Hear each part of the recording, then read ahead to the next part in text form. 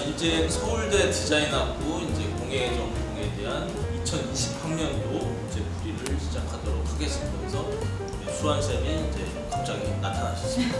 자, 문제를 먼저 읽어드리면 여기 이렇게 A4 용지로 한 장만, 작년에는 이제 이미지가 또 하나 나왔는데 올해는 이렇게 한 장만 나왔고요. 주제를 먼저 제가 읽어드리겠습니다. 자음, 기역, 니은, 지읒, 리을, 이응, 이응의 형태를 활용하여 내부가 보이는 세 개의 입체를 표현하시오가 주제였고요. 그다음에 그 밑에 제한 조건이 연필의 속성을 축대로 활용하시오. 그리고 세 개의 입체를 자유롭게 배치하시오. 그다음에 이제 평가 기준은 관찰과 표현력 그리고 문제 해석 능력 이렇게 나왔습니다. 그래서 재료는 이렇게 제공이 됐죠. 이제 지우개랑 볼펜은 이제 뭐 수험표 쓰는 내용이고 스테딜러, 파란색 연필, 그다음에 칼 이렇게만 제공이 됐습니다. 그래서 그 문제에 대한 어떤 내용을 수환 쌤께서 짤막하게 설명 좀 해주시죠. 저는 일단 가장 중요한 것은 저 세계 입체라는 결과가 되게 다양한 방식으로 나올 수 있다는 점인데 어떤 건축의 형태로 나올 수도 있고 아니면 사용하는 뭐 공예품의 형태로 나올 수도 있고 아니면 그냥 어떤 기능이 없는 조형 그 자체일 수도 있다는 생각을 해요. 일단 가장 중요한 것은 내부가 보이는지에 대한 여부가 평가 기준 1번이라고 생각이 들었어요. 그리고 이제 세 개의 입체를 그리라고 했으니까 그 각각의 입체들이 어떤 관계로 배치되어 있는지도 되게 중요한 평가 기준이 될 것 같다고 생각했어요. 그러니까 그 연필의 속성 같은 경우도 뭐 연필을 문지르거나 아니면 선을 긋거나 점을 그려서 표현하는데 표현 방식 또한 당연히 평가 기준이 될 거라고 생각합니다. 연필이 그 지금 스테딜러 4B 연필 한 자루만 제공이 됐나요? 지우개. 네. 저걸로 이제 4시간 동안 한 자루의 연필로 다 표현을 하는 거예요. 뭐 학생들은 어떤 얘기를 좀 했나요? 일단 입체를 어디서 찾아야 되는지를 좀 많이 고민했던 것 같은데 어떤 아이들은 그 주변에서 그 저 자음의 형태들이 느껴지는 구조들을 찾아서 재현하는 경우도 있었고 그냥 그거 자체로 형태를 만드는 경우도 두 개의 부류로 나눠졌던 것 같아요. 그냥 자음 자체를 연결하는 경우들이 좀 많았다고 해서 다른 방식의 해석을 찾으려고 노력했다 이렇게 말을 해줬어요. 저희 학생들이 이제 아마 재현작을 좀 간단하게 했을 텐데 좀 마음에 좀 들으셨나요? 100% 마음에 들지는 않죠. 그래도 어느 정도 근접하지 않았나 생각이 듭니다.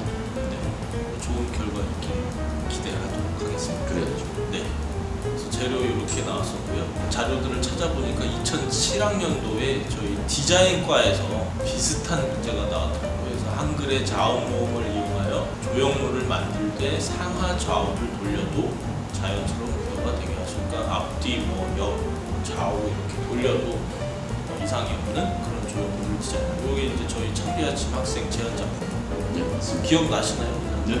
그래서 여러 이제 질감으로 표현을 했던 작품인 것 같고요. 이게 이제 지난 저희가 2018년 아마 11월부터 우리나라 이제 두 군데 잡지사가 있는데 여기에 나왔던 어떤 연습했던 내용이나 뭐 저희가 연재했던 내용이 좀 비슷하게 출제가 된 것 같기도 하고. 서울대학교 입시 자체가 워낙 이제 기본적이고 기초적인 걸 많이 보는 학교다 보니까 그런 부분에 이제 저희가 초점을 맞춰서 수업 준비를 했었던 거고 그런 부분들을 우리가 이제 연재에 좀 제시를 해봤어요.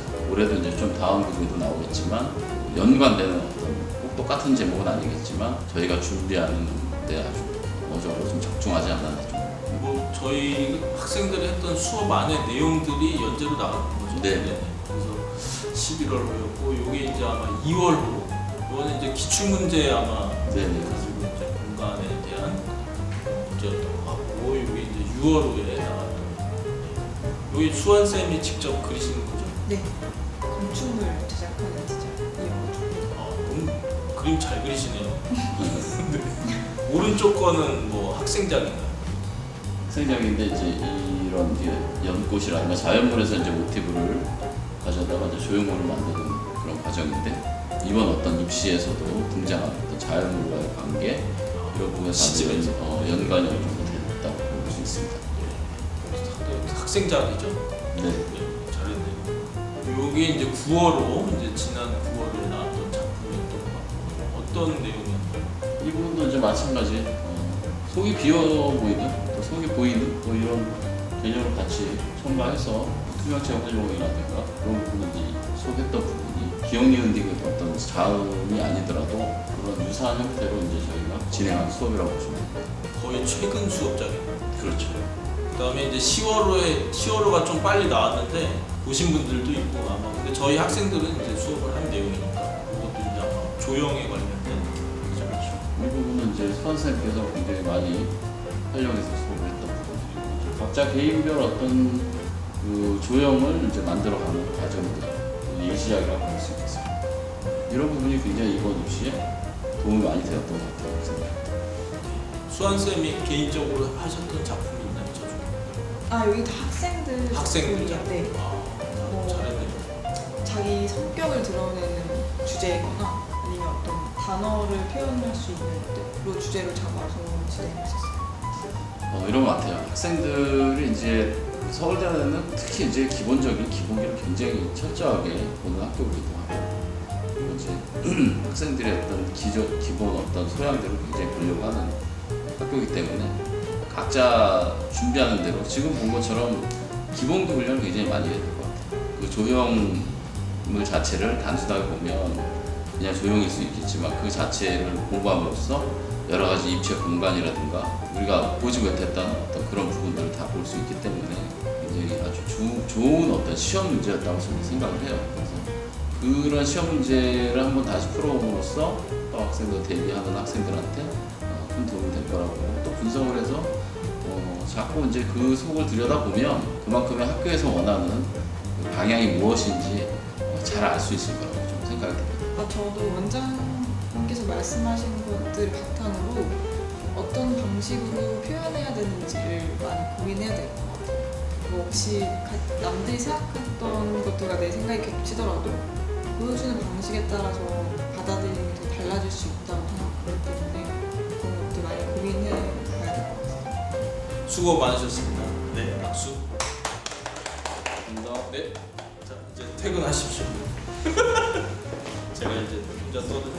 네, 이제 우리 내년에 입시를 치러야 되는 2학년 현재 2019년 2학년 학생들의 입시 전형이 발표가 되어 있는데 간략하게 소개를 해드리도록 하겠습니다.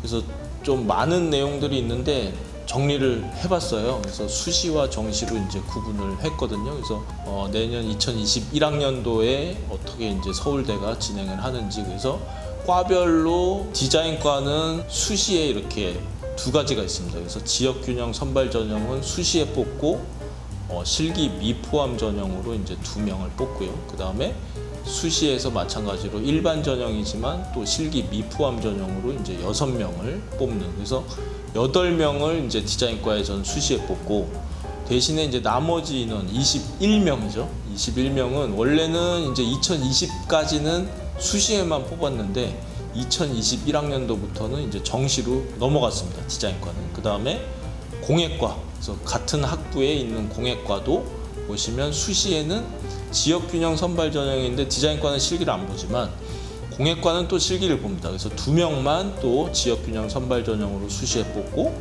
그 다음에 이제 정시로 나머지 인원이 넘어가서 실기 포함 전형으로 14명을 뽑게 됩니다. 그래서 디자인과랑 공예과는 정시에 21명, 14명 이렇게 이제 넘어갔고요.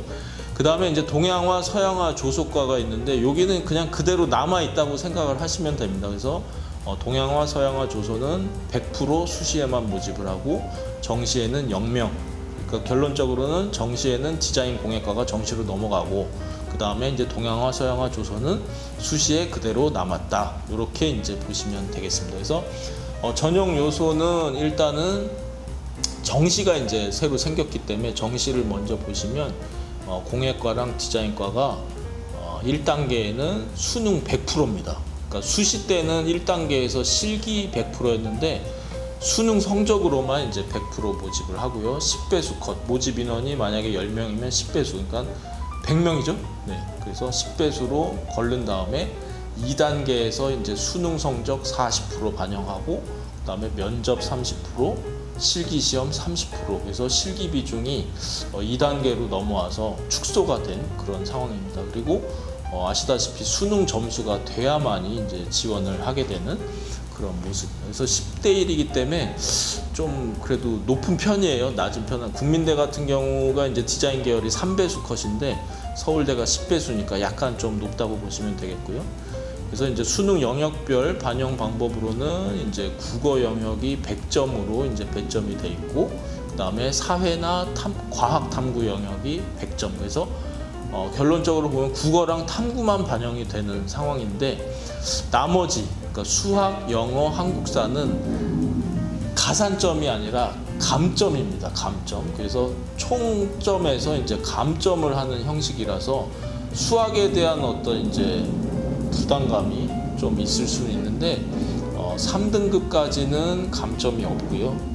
4등급에 0.4점, 5등급에 0.8점, 그래서 0.4점씩 감점이 되는 거라서 큰 부담은 없겠습니다. 그 다음에 영어 같은 경우는 2등급부터 바로 이제 0.5점 감점이 있는데, 아무래도 이제 4, 5등급보다는 이쪽으로 좀 2, 3으로 생각을 하셨으면 좋겠고, 한국사 같은 경우는 이제 4등급부터 0.4점이 감점이 됩니다. 그래서 지금 이제 1학년, 2학년들이 이제 고민을 하는 게, 영어는 어차피 계속 하고 있었고, 그래서 수학을 이제 이것 때문에 해야 되냐 말아야 되냐 하지만, 이 0.4점, 0.8점이 이제 총점에서 차지하는 비율이 그렇게 크질 않기 때문에 조금은 그렇게 크게 생각을 안 하셔도 되지만, 만약에 불안하시다면은 뭐 수학이 만약에 우리 아이가 7등급인데 뭐 서울대를 지원을 하겠다, 그런 상황이면 국어랑 이제 탐구를 더 잘 보자는 얘기죠. 그래서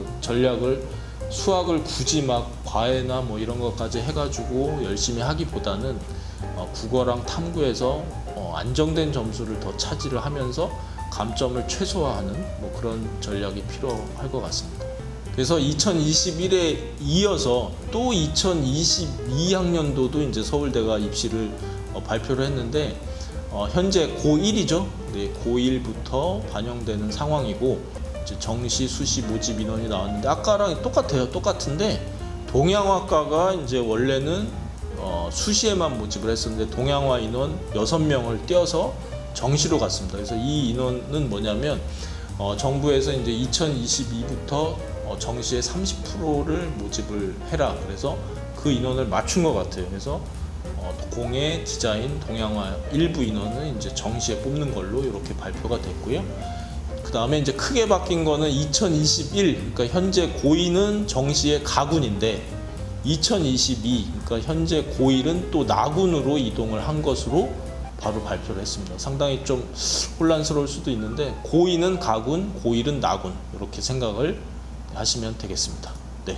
그래서 오늘은 이제 2020학년도 서울대 수시 주제 문제풀이를 말씀드렸고, 그 다음에 2021, 2022 서울대 입시 전형에 대해서 소개를 드렸습니다. 그래서 우리 학생들 수시 최종 합격을 기원하면서 마치도록 하겠습니다. 네, 감사합니다.